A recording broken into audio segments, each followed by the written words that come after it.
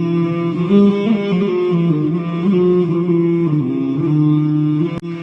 علیہ الصلوۃ والسلام نے ارشاد فرمایا مسلمان وہ ہوتا ہے جس کے ہاتھ اور زبان سے دوسرا مسلمان محفوظ رہے، زبان سے تیر نہ برساتا رہے۔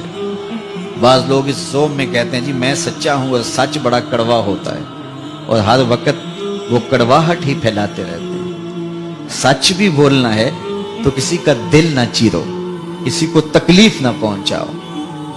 میرے حضور علیہ الصلوۃ والسلام صحابہ کی تربیت کیا کرتے تھے اور وہ حضور کی اولاد کی طرح تھے۔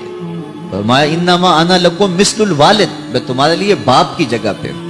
تو باپ اپنی اولاد کو جھڑک بھی لیتا ہے، سخت بات بھی کر لیتا ہے، لیکن کوئی ماجرا ہوتا تو میرے حضور سختی نہ فرماتے، کسی کا نام لے کے نہ کہتے، بلکہ فرماتے بعض لوگ ایسے ایسے کرتے ہیں، انہیں ایسے ایسے نہیں کرنا چاہیے۔ تو یہ تھا میرے حضور کا اخلاق۔ میرے اور آپ کے آقا و مولا حضور نبی رحمت صلی اللہ علیہ وآلہ وسلم نے ارشاد فرمایا جو مجھے ضمانت دے دے جو اس کے دو جبڑوں کے درمیان ہے یعنی زبان، اور جو اس کی دو ٹانگوں کے درمیان ہے اس کی پارسائی کی جگہ، فرمایا میں محمد اس کو جنت کی ضمانت دیتا ہوں۔